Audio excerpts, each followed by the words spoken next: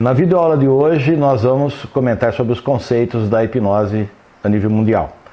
Na aula anterior nós falamos sobre o racional, explicamos sobre o arbítrio, sobre a ansiedade, o que é hipnose, como ela funciona, temos afastado o crítico do racional e o conceito realmente de hipnose que a gente traz, que é esse, afastando o crítico do racional, nós conseguimos ter acesso aos conteúdos de memória. Não é mais a hipnose é um estado alterado de consciência ou percepção. No questão do conceitual da hipnose, nós vamos pegar lá em 1723, quando o conceito clássico aparece e diz que, através de regressão de memória, nós conseguimos revivenciar traumas e tratamos traumas. Na realidade, o que ocorre? Como funcionam esses métodos? A pessoa é colocada realmente no estado de hipnose, é feita a regressão de memória do paciente até o momento traumático, ele sofre o trauma de novo. Todos os requisitos do trauma, todos os pontos daquele momento traumático vêm à tona, é aflorado na memória do paciente para ele tomar consciência que aquilo é um passado, aquilo foi-se. Na realidade, depois do tratamento, o paciente tem grande possibilidade de recaídas, porque o trauma efetivamente não foi tratado, só para a pessoa tomar consciência que aquilo é um passado. Em 1927, Milton Erickson, médico americano, diz para o mundo que, através de metáforas e através de sugestões, nós conseguimos tratar traumas. Vamos pegar um medo de dirigir automóvel. Na clássica, a pessoa regride a memória até o momento do acidente, faz a pessoa sofrer o acidente de novo. Já na ericksoniana é colocado um pano quente no trauma, não mexe-se no trauma, só cria, metaforicamente, através de sugestões, mecanismos para a pessoa tomar consciência que ela consegue sim dirigir tranquilamente automóvel na cidade e nas estradas. Como não foi tratado o trauma, está lá com o pano quente, com certeza depois de um tempo a mente trabalha por associação, vai chegar no registro e a pessoa tem a recaída. Então, entendendo esses conceitos, em 1983, vejam bem, nós passamos de 1723, 1927, agora chegamos em 1983. Na abertura do curso eu digo que em 1983 eu comecei a trabalhar as questões de educação, criando os mecanismos de condicionamento mental. E nesse momento eu percebia que muitos alunos tinham traumas de escola, traumas adquiridos na infância dentro de salas de aula. Então eu tinha que fazer alguma coisa para libertar a mente do aluno desses traumas da infância. Então, adotando o método clássico de regressão de memória, nós chegamos então ao registro traumático lá da escola, do professor, e removemos a carga emocional desse registro. Como eu sei que a mente trabalha por associação, quando a mente vai tentar se lembrar do fato, ela vai buscar a experiência, mas como não tem mais a emoção, foi embora, não tem recaída. A pessoa emocional, o centro emocional está equilibrado, porque eu descaracterizei o registro traumático. No caso do acidente de carro, o medo de dirigir, na hipnose conscienciativa, a pessoa é levada até o momento do acidente, tiramos toda a carga emocional e libertamos o paciente. O registro, ele fica sem nenhuma emoção. Então, quando a mente associa, não acha mais. E cadê o medo? Sumiu, desapareceu o medo. Então, todos os casos de medos, fobias, síndromes e pânicos, nós trabalhamos dessa maneira, descondicionando o registro traumático, tirando toda a carga emocional do registro. E assim nós mudamos o conceito terapêutico. Eu acho que vocês já conhecem, eu tenho certeza que muitos psicólogos estão aqui assistindo, psicoterapias convencionais, o paciente chegar no consultório psicológico, deita no divã ou no sofá e começa a relembrar coisas da vida. Isso só a nível consciente. E as terapias se arrastam durante meses, anos. Não trata também. Nesse período a pessoa pode mudar a qualidade de vida dela, a condição de vida dela. Logicamente, a recaída não existe. Ou mais para frente ela vai voltar de novo, porque persiste o trauma, porque não foi mexido no registro traumático. Então é isso que eu gostaria de evidenciar para vocês com relação à questão conceitual. Muda o tratamento dentro das clínicas terapêuticas esse procedimento. Hoje a hipnose condicionativa ela está registrada, patenteada em 163 países, todos os países membros da Convenção de Berna, inclusive aqui no Brasil, onde nasceram as técnicas condicionativas. Lembrando que os métodos clássicos surgiram na Europa, os métodos ericksonianos nos Estados Unidos e os condicionativos aqui no Brasil. As técnicas que vocês vão aprender aqui no curso são técnicas inéditas e enquadradas dentro de um conceito de terapia breve. São técnicas seguras, multifuncionais e também de múltiplas aplicações.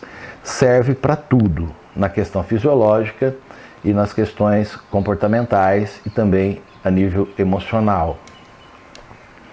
Nós trabalhamos sempre o lado positivo da mente, na forma de ordem e comando para o cérebro. Vocês aprenderão nas aulas práticas a desenvolver a engenharia mental realmente. É um programa, como se fosse um programa de computador, para que a pessoa, o seu paciente, o seu cliente, mude totalmente a questão comportamental. A gente vai ver isso detalhadamente durante as aulas práticas. Os traumas, então, aqui são descondicionados, tem uma ferramenta só para lidar com traumas. Quando nós compramos um computador, para exemplificar, o computador ele precisa de um sistema operacional, não é isso? Porque senão você não consegue instalar programas, você não consegue colocar arquivos, precisamos de um sistema operacional, como o Windows. Nossa mente também tem um sistema operacional. Esse sistema operacional, ele começa lá na concepção, os primeiros registros no inconsciente profundo do ser humano, nós vamos achar informações, as vibrações dos nossos pais durante o ato sexual que nos gerou, nos colocou no mundo. Então, lá na concepção começa o nosso sistema operacional. Passando pela gestação, o período de gestação, o nascimento também é importante, a forma como as pessoas são trazidas ao mundo, nós vamos comentar sobre isso também, e depois os primeiros anos de vida. Então, o nosso sistema operacional, na realidade, é a base da formação psíquica do ser humano. Conforme o que tem dentro da memória inconsciente de cada um de nós, é que formata o nosso comportamento. Todo o nosso comportamento está delineado, está programado dentro da nossa mente através das fases da nossa existência, dos 7 anos até a concepção. E hoje nós temos ferramentas, graças às técnicas de condicionamento mental, graças à hipnose condicionativa, nós podemos desprogramar a mente e reprogramar. Se a concepção não foi boa, se teve problema na gestação, ou no nascimento, ou nos primeiros anos de vida. Nós podemos consertar, nós podemos reformar, reformular, arrumar o sistema operacional do paciente ou do cliente que vier lhe pedir ajuda. Você vai ter as ferramentas, basta querer fazer o tratamento. Então trabalhamos sempre o lado positivo da mente, na forma de ordem e comando para o cérebro. Criamos uma programação que passa pelo racional, que desce para o cérebro, que gera questões internas, fisiológicas, metabólicas ou de comportamento, de atitudes e disciplina. Durante a sessão condicionativa, o paciente aqui na condicionativa não fala durante a sessão. Ele chega, preenche uma ficha clínica, em cima da ficha clínica nós vamos conhecer a história de vida do paciente, a rotina de vida que ele tem e o que ele espera, como ele se vê depois do tratamento. São informações relevantes e importantes para que a gente consiga desenvolver a estrutura de tratamento condicionativo. E durante a sessão ele não precisa falar, como na hipnose clássica, a pessoa vai narrando, né, o que está passando, o que está sentindo, o que está vendo.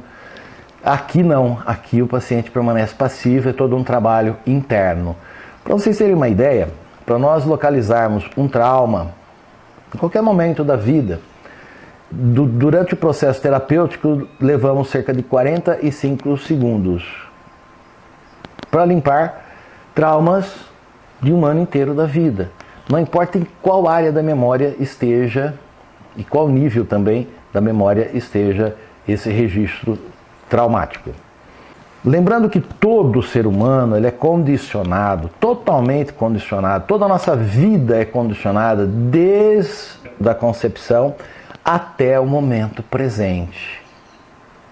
Os condicionamentos que nós carregamos dentro da nossa memória, eles são moldados pelos sentimentos, pela observação e são influenciados totalmente pelo meio onde a gente vive, a higiene mental, as crenças de cada indivíduo. Vamos falar um pouquinho de crenças, mas a gente vai ver mais profundamente a questão das crenças. Cada ser humano possui suas próprias crenças. Não podemos julgar as crenças das pessoas, se é uma crença correta ou não.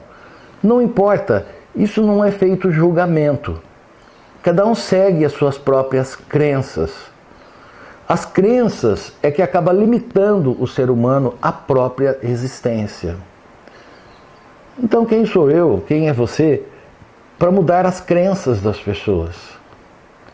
Então não levamos em julgamento as questões de crenças, combinado?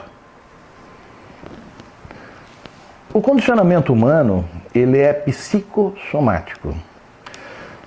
Se é somado, somatizado, é o meio que faz com que as pessoas tenham seus próprios condicionamentos. Então não existe aqui no processo terapêutico uma terapia padrão.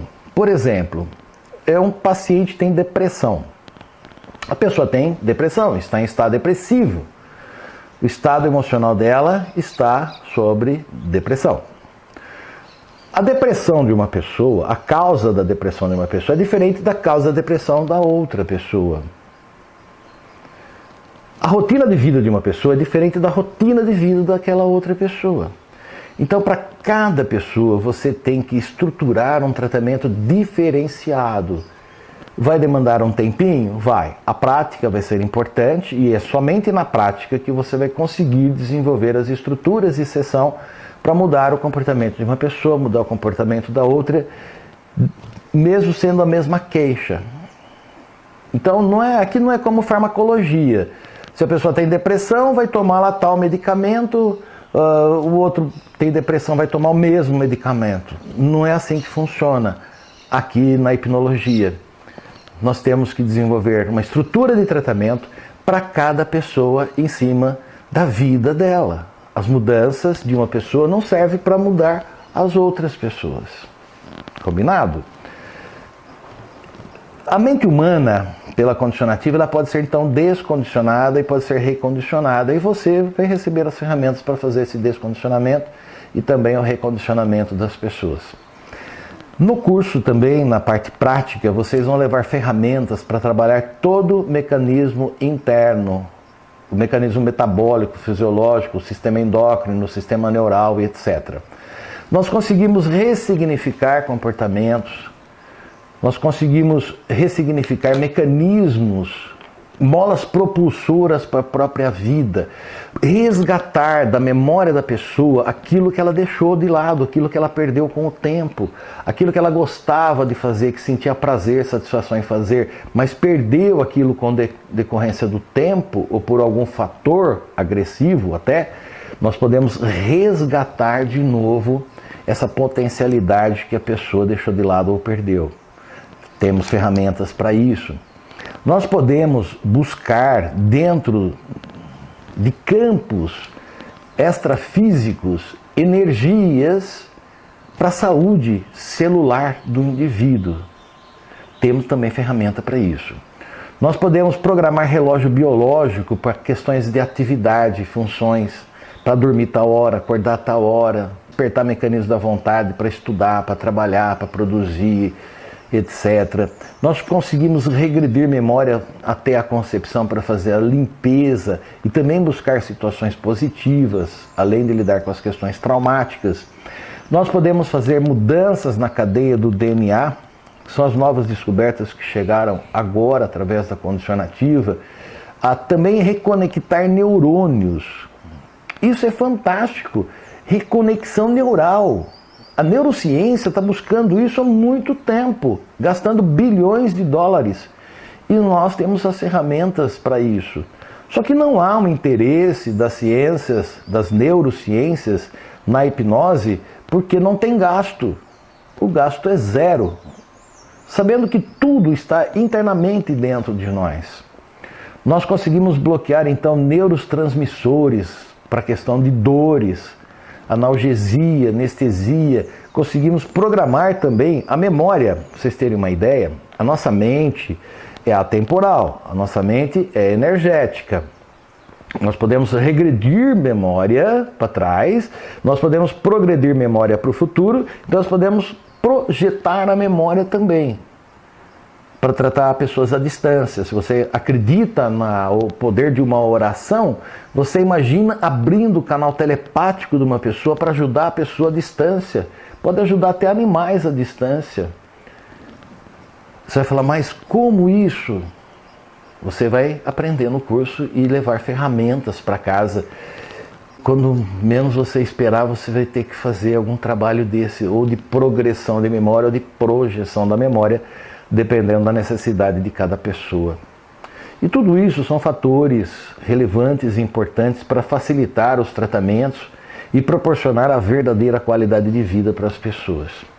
Aqui na Condicionativa nós nunca vamos usar sugestão, tá? São mecanismos, registros que criamos dentro de uma fórmula puramente matemática, que vocês vão observar, e depois esses mecanismos que você implanta são disparados de acordo com a necessidade ou aquilo que você programou. A hipnose condicionativa, então, ela entra em todas as áreas, em todos os segmentos da medicina. Qualquer que seja o segmento da medicina, nós trabalhamos dentro de todos os campos da área psicológica.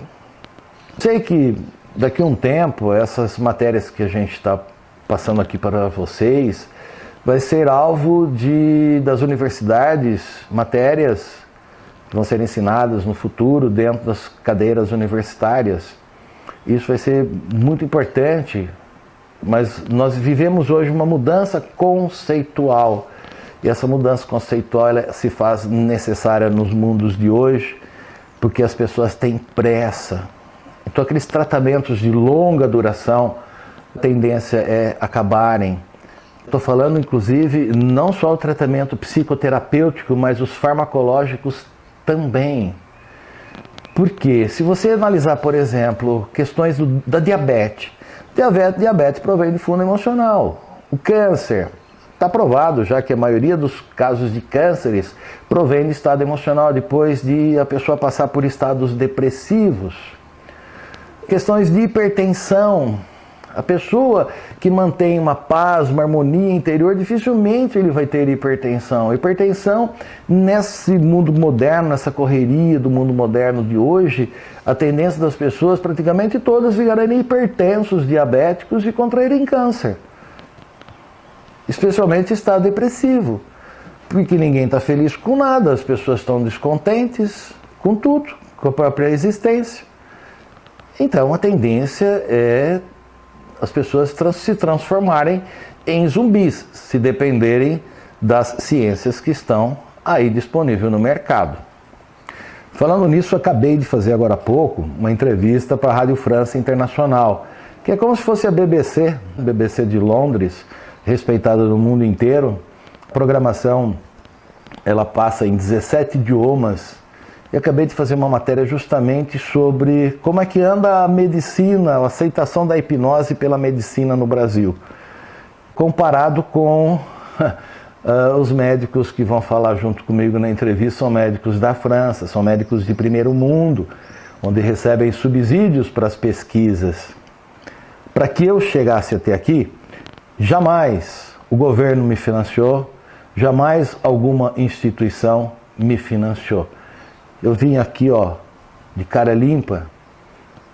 Todo o trabalho que eu desenvolvi ao longo de 30 anos não teve nenhum investimento de alguém que não fosse eu mesmo.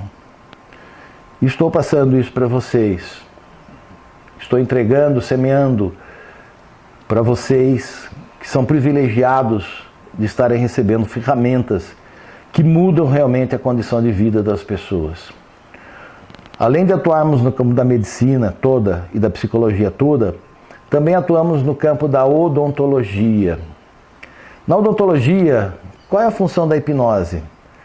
Analgesia, anestesia, trismo, bruxismo, briquismo, medo de dentista, acomodação de aparelho ortodôntico, até no câncer bucal nós conseguimos resultados satisfatórios.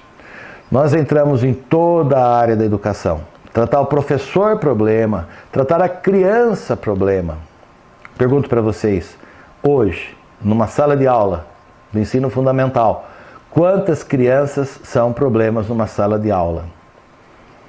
Nós sabemos que é uma quantidade muito grande.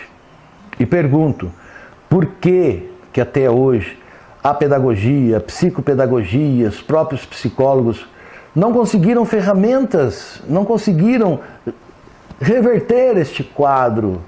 Porque essas crianças problemas de hoje serão os adultos problemas do amanhã. Então nós temos hoje ferramentas sim para trabalhar na questão da educação.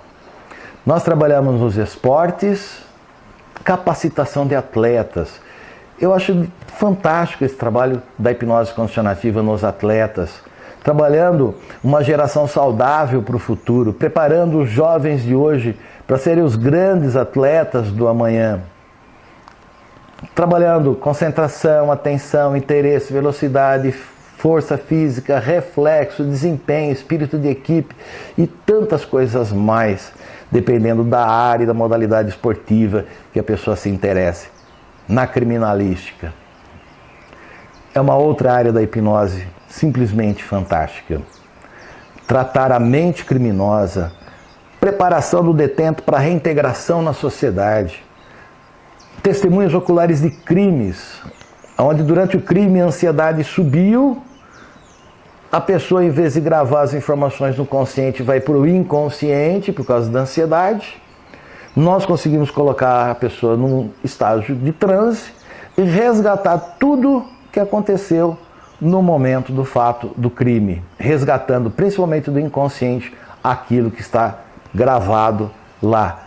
Então vem as informações para o perito técnico desenvolver o desenho falado, características de pessoas, características de veículos, características do crime em si, onde a testemunha vivenciou. E finalmente, na área de recursos humanos, é uma outra área que a hipnose condicionativa é simplesmente fantástica. Agora, com o advento do coaching, da programação neurolinguística, a nossa contribuição aqui do terceiro mundo do Brasil para a área de recursos humanos está sendo simplesmente incrível. Principalmente num quadro onde nós vivemos hoje, que é um quadro assim, sem muita esperança, sem muita perspectiva, onde todo mundo está infeliz com a sua profissão, está infeliz na área profissional, na família, etc. Então, na área de recursos humanos, nós trabalhamos a motivação geral, interesse pela profissão, trabalhar concentração, organização, metodologia. Tudo isso a gente faz, grava-se dentro da memória do paciente, libera a pessoa de traumas. Então, o espírito de equipe, a relação interpessoal com as pessoas dentro do campo profissional, dentro do ambiente de trabalho, eu acho isso simplesmente fantástico. Então, nós temos grandes empresas que vêm nos procurar para pegar ferramentas para trabalhar, além do coaching, além da programação neurolinguística, PNL, também trabalhar a questão da hipnose nas pessoas. Tem sido bem sucedido os trabalhos. Vamos falar um pouquinho das técnicas de transe, de hipnose, com relação ao tempo. O tempo que leva a colocar uma pessoa em estado de transe. Aqui na nossa formação condicionativa, nós vamos ensinar aí o método do transe lento, é o método progressivo. Começamos a relaxar desde os pés, seguindo para as pernas, e vai cabeça, nuca. É um relaxamento progressivo. Quando chega na parte da cabeça, a pessoa já está entrando no estado de transe, porque o crítico já está se afastando e daqui a pouquinho, mais alguns minutinhos, nós já estamos dentro da mente do paciente. Então vocês vão aprender aqui as técnicas de transe lento. Muitas pessoas me questionam, queremos o transe rápido, né? Assim, mágica, a pessoa blum, apaga. Não, isso é para show, é da linha show. A nível clínico tem que ser muito, muito bem trabalhado essa questão do nível do transe. Eu preciso de profundidade de transe para trabalhar o inconsciente profundo, então eu preciso de um transe, de um relaxamento bem tranquilo, vai demorar cerca de 20 minutos, 25 minutos para colocar a pessoa no estágio de transe. Acabou aquela coisa 1, 2, 3 e tchau, ok? Não é assim que funciona. Com relação à profundidade do nível de transe. Normalmente, nas primeira, segunda sessão, a pessoa vai num transe superficial, num transe leve. É bastante comum. Tem aqueles que vão já no profundo na primeira sessão. Mas as pessoas são mais ansiosas e tem um pouquinho mais de trabalho para que a gente consiga colocá-la num transe profundo, para poder trabalhar principalmente os traumas do inconsciente profundo. Então, no transe leve, nós temos algumas características. Nesse nível de transe, nós chamamos de nível alfa, que são as ondas cerebrais oscilando em ciclos de 9 até 13 Hz. A pessoa no nível alfa, a movimentação do globo ocular, você percebe, é uma movimentação rápida, é o nível REM, do sono REM. Elas ficam completamente imóveis, né? Tem dificuldade de mexer um dedinho sequer. A respiração é bem superficial, bem calma, você percebe que ela está realmente muito relaxada. Mas a referência que a gente tem para o transe leve é quando a pessoa começa a salivar bastante. Salivação frequente, com as glândulas salivares irrigando muita saliva, nós observamos que isso é sinal de transe leve. E o semblante, né, o rosto, a fisionomia da pessoa, ela fica completamente solta, a musculatura solta, relaxada. Tem alguns que tem assim um comichãozinho no rosto, no nariz, tá? Às vezes tenta coçar, fica difícil de levantar a mão, porque o relaxamento que eu vou ensinar vocês a fazerem, esse relaxamento progressivo, é o desligamento neural. Desligamento neural de todo o tato, do paladar e da visão. Vai permanecer o olfato e a audição funcionando apenas.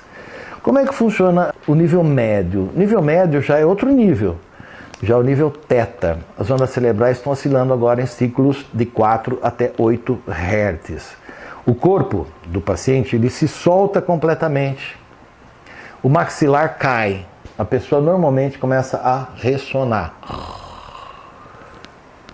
Isso é sinal de transe médio. O semblante fica solto completamente. A característica física que a gente observa mais no transe médio são as pálpebras. As pálpebras do paciente se contraem, elas se espremem. Então, o transe médio, você observou que ele espremeu as pálpebras, está num transe médio. A pele do paciente ela vai ficar com uma tonalidade mais rosada. As pessoas que têm a pele mais escura, a pele vai ficar mais pálida. Sensação de peso total nos ombros e no corpo. Vai perder parcialmente as sensações, não vai sentir o corpo ou parte dele. Às vezes em formiga, às vezes fica amortecido, não sente as pernas, não sente os braços. O nível θ já é o nível profundo. No nível profundo, as ondas cerebrais já caíram muito, oscilando em ciclos de 1 a 3 Hz. 1 a 3 Hz é muito baixa a frequência cerebral. Isso é característica do nível delta. Quando o paciente sai do transe, ele praticamente não lembra de nada do que você falou.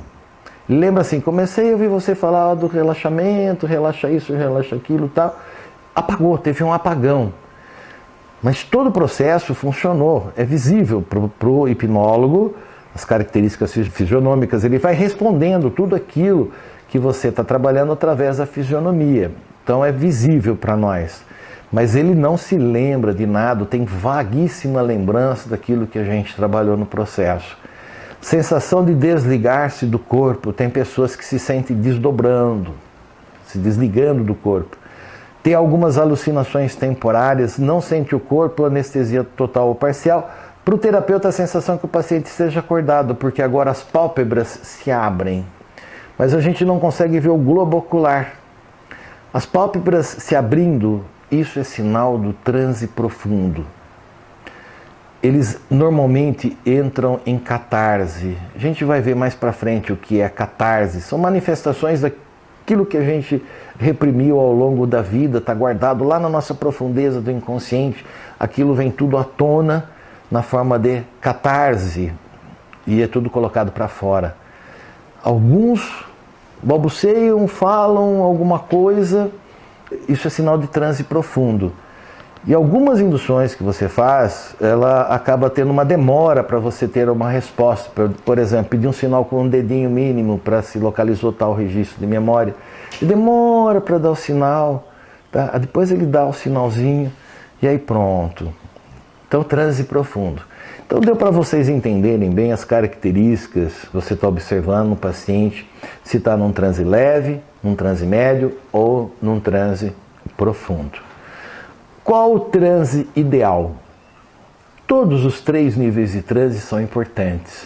Lembrando que cada sessão nós programamos a mente do paciente que na próxima sessão, no próximo relaxamento, ele vai conseguir ir mais profundo. Então, logicamente, na segunda, terceira, quarta sessão, se houver necessidade, ele vai se aprofundar cada vez mais. O nível de transe, então, é importante para a gente resgatar a profundeza do inconsciente quando a gente vai fazer a limpeza dos traumas. Um outro detalhe com relação ao tempo da sessão. O tempo que o paciente tem a percepção que ele permaneceu deitado no processo de relaxamento.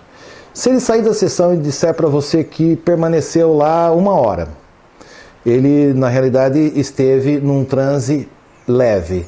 Se ele teve a sensação de 40 minutos, automaticamente essa sensação de 40 minutos me dá a entender que ele esteve num transe médio. E se ele me disser que mais ou menos sentiu que ficou 20 minutos ali apenas, isso é sinal que ele esteve em transe profundo. Na realidade, ele permaneceu cerca de 1h30, que é o tempo médio de uma sessão de hipnose condicionativa, entre a primeira, segunda, terceira e quarta fase da sessão. Nós vamos ver direitinho as 4 fases da sessão, lembrando que a primeira fase da sessão é quando nós fazemos o relaxamento físico, psíquico, fazemos a ancoragem para afastar o crítico do racional. A segunda fase da sessão é quando baixamos a frequência mental, fixamos o nível do sono para ele não ir para o sono fisiológico, para ele permanecer no sono terapêutico. A terceira fase da sessão, então, nós já estamos dentro da mente do paciente e é o momento do tratamento. E a quarta fase é a saída do processo de relaxamento, que é muito delicado, para não ter problemas com o paciente ao sair do transe. Lembrando que nem todo mundo nós vamos conseguir fazer hipnose ou tratar efetivamente a queixa ou problema dele. Se o paciente chegar com uma ansiedade muito elevada, vai ser difícil de colocá-lo no processo de transe ou processo de relaxamento. Então, cerca de 10% das pessoas nós não vamos conseguir sucesso no tratamento. E 90% sim. Eu vou dar uma relação para vocês então, quais são os pontos que o paciente não consegue entrar no transe no tratamento, que nós não obtivemos sucesso. Então, se ele chegar com uma ansiedade excessiva, se ele tiver muita dificuldade de concentração e também de atenção na sua fala, por isso que a pessoa tem que ter sanidade de consciência durante o tratamento. Se ele sentir medo em você, medo das técnicas, insegurança no tratamento ou no terapeuta, vai ser difícil de ele se entregar ao relaxamento. Se a pessoa tiver sob efeito de drogas ou de remédio estimulante, como os antidepressivos, por exemplo, o efeito químico do medicamento faz com que ele não consiga relaxar, porque os neurônios estão muito ativos devido à química do medicamento. A falta de confiança e credibilidade no terapeuta, estar condicionado a dormir com calmante. Essas pessoas que têm insônia, tomam calmante durante muitos anos. Lembrando que eu vou ensinar vocês, caso o paciente tenha necessidade de tomar um calmante para você colocá-lo em transe, eu vou ensinar vocês a cortar o efeito do calmante, efeito químico do calmante, antes de tirá-lo do transe, que senão vai ser muito difícil de tirá-lo do transe por causa do efeito químico do calmante. Se a pessoa não quer resolver o problema dela, vai ser muito difícil de nós colocarmos no transe. Ela está com o arbítrio completamente bloqueado para qualquer tipo de tratamento. Então não vai ser eu, não vai ser você, ninguém vai conseguir resolver o problema dela, lembrando que aquela pessoa é uma pessoa individual, ele é um indivíduo, ele tem um eu próprio. E se ele não quiser resolver o problema, não tem quem queira. Então fica aqui uma dica importante. Se o próprio paciente entrar em contato com você através do telefone, através da internet, e-mail, WhatsApp, e querer o tratamento, é um bom sinal, se o próprio paciente está entrando em contato com você. Agora, se é uma outra pessoa, um pai, uma mãe, um amigo, um noivo, uma noiva, um namorado ou namorada, que entra em contato com você pedindo tratamento, fica com o pezinho para trás, porque será que a pessoa quer realmente resolver o problema? Acredito que não. Porque se ele quisesse, se interessasse realmente, ele que viria buscar o tratamento. Então, se a pessoa interessada te procurar, ótimo sinal. Se não é a pessoa interessada que te procura, procura ver realmente se a pessoa quer realmente resolver o problema dela. Um outro fato importante, jamais faça a hipnose como curiosidade, para demonstrar para a pessoa se a pessoa está curiosa na hipnose. É importante que a sessão de hipnose jamais seja filmada, gravada, porque se o paciente ouvir a sessão de hipnose depois conscientemente, ele vai bloquear tudo. O nosso racional sabota os comandos que a gente deixa gravados na mente, automaticamente o racional vai sabotar o tratamento. Então o tratamento vai perder totalmente o efeito. Se a pessoa então estiver sob pressão psicológica, não pegue o tratamento, porque sob pressão ninguém consegue fazer nada. Se tiver na hora da sessão desconforto físico, por qualquer motivo, por exemplo, a pessoa não se sente confortável no local onde está. Depois eu vou dar umas dicas para vocês de como preparar um ambiente para você fazer uma sessão de hipnose. É interessante procurar um ambiente de paz, de tranquilidade, mas se a pessoa estiver num estado de desespero, num pânico, por exemplo, ou com uma dor muito profunda, é mais fácil de colocar a pessoa no transe com uma pessoa com dor profunda ou em estado de pânico do que uma pessoa normal, tranquila. É interessante, mas evitar a questão, a pessoa tem que estar confortável, evitar essa questão do desconforto. Se tiver incômodos no ambiente, mosquitos, moscas, barulhos muito perturbadores, odores, cuidado com odores, o cheiro do seu perfume, por exemplo. Tem pessoas que têm alergia a perfume, lá se entope de perfume, passa perfume por todo lado e vai fazer a sessão de hipnose. E o paciente tem alergia a perfume, logicamente não vai conseguir tratá-lo. Cuidado com o seu hálito, bom ter um copinho de água do lado, é bom ter uma bala mentolada na boca. Cuidado com o seu hálito. Preocupações com compromissos de horário depois da sessão. Se o paciente chega para a sessão e fala assim, olha, eu tenho um compromisso daqui 1 hora, nem comece a sessão, porque ele não vai relaxar. Tá? O arbítrio dele está preocupado com o compromisso, não está preocupado com o tratamento. Então é importante que você oriente as pessoas que você vai tratar, que no dia da sessão é um dia muito especial. É como se fosse um dia de uma cirurgia. É um dia que a pessoa tem que ter paz, tem que ter tranquilidade. Imagine uma pessoa está lá em casa, ela briga em casa e vem para a sessão de hipnose. Você acha que essa pessoa vai conseguir relaxar? Ela está sob tensão psíquica, emocional. Dificilmente ela consegue relaxar. Ok? Vamos para mais outro ponto importante. Não só a terapia da hipnose, mas qualquer outra terapia só funciona quando a pessoa se permite. Então, querer resolver o problema passa a ser a peça fundamental para o sucesso de qualquer tratamento. Eu quero mudar a minha vida, eu quero mudar a minha existência. Chega, aí ela se entrega e você consegue sucesso no tratamento. Mudanças de costumes, mudanças de meios, mudanças de hábitos, mudanças de disciplinas são importantes para você conseguir conduzir um tratamento. as pessoas precisam de mudanças. Muitas vezes não tem a força de vontade suficiente para essas mudanças e você vai criar as condições através da terapia para ela que ela aumente a força de vontade dela e que ela consiga chegar à meta, o objetivo, o ideal que ela almeja. Muitas vezes, para o paciente ter sucesso no tratamento, para o paciente ser feliz, para o paciente resolver a sua queixa, às vezes tem que mudar de trabalho, às vezes tem que mudar de casa, mudar de família, até mudar de cidade. Imagina, por exemplo, um drogadito, uma pessoa que tem um usuário de droga. Se a causa está na família, você faz o tratamento, ele volta para casa, o que vai acontecer? Tudo bem, você prepara a mente dele para as reações ao meio, para descondicioná-lo todinho com relação ao mecanismo da vontade, você libera a mente dos traumas. É como eu falei lá no começo, na primeira aula, a mente é como um novelo de lã. Aqueles traumas que você limpou, estão limpos, não voltam mais, não reassocia mais. Mas a partir de hoje, convivendo com a mesma família problema, tem que tratar a família inteira, porque os nozinhos, os traumazinhos vão continuar. E se a válvula de escape dele sempre foi a droga, ele vai ter a recaída, vai voltar para a droga. Então nós aconselhamos mudar até de família se for o caso. Cada caso é um caso, tem que ser analisado com muito carinho e individualmente, e montar uma estrutura individual para cada pessoa dentro da história de vida dela, dentro daquilo que ela traz como condição. Nós vamos dar uma pausa agora nessa aula. Até já!